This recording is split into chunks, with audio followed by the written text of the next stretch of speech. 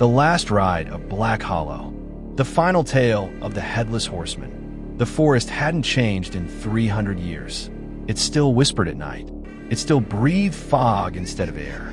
Only the roads were new, asphalt cutting through cursed ground like a wound that refused to heal. At 2:17 a.m., Elias Holloway, descendant of Margaret and last surviving heir of the old Holloway estate, turned his car's headlights down the misted path leading toward the forgotten church of Black Hollow. The town had long since emptied, but something had called him back. A letter, unsigned, written in a trembling hand. "He waits for you, Elias. Only you can end this."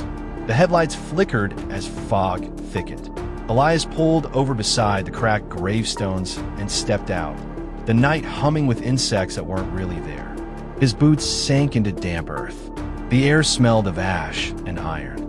He carried with him Isolde Merrin's journal, the same one Margaret had unearthed a century before. The final pages had been missing until last week, when they arrived mysteriously in the mail. The last passage, now complete, read, "Only the blood of Hollow may seal the circle once broken. Only when he remembers love will the curse rest." Inside the chapel, candles lit themselves as Elias entered.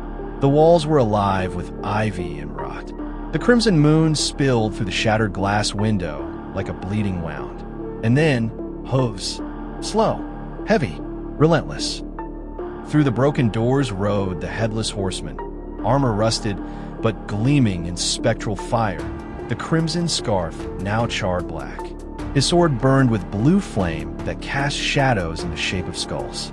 The horse snorted smoke, eyes glowing like dying stars.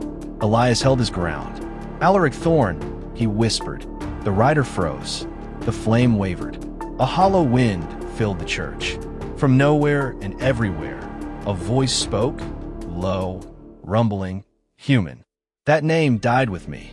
Elias opened the journal to Isolde's last page, reading aloud the forgotten words, a binding incantation written in love, not vengeance. The air trembled. The rider dismounted, his form flickering between man and spirit.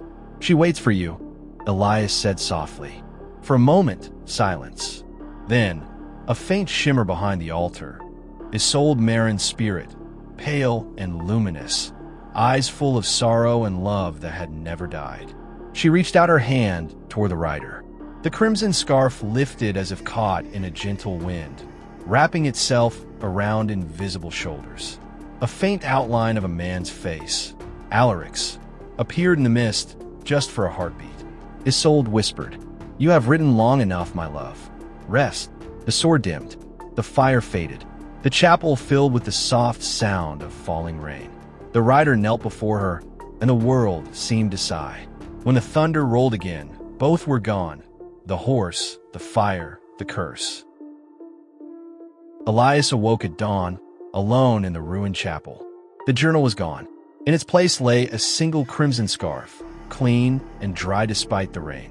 As he stepped outside, sunlight broke through the fog for the first time in centuries.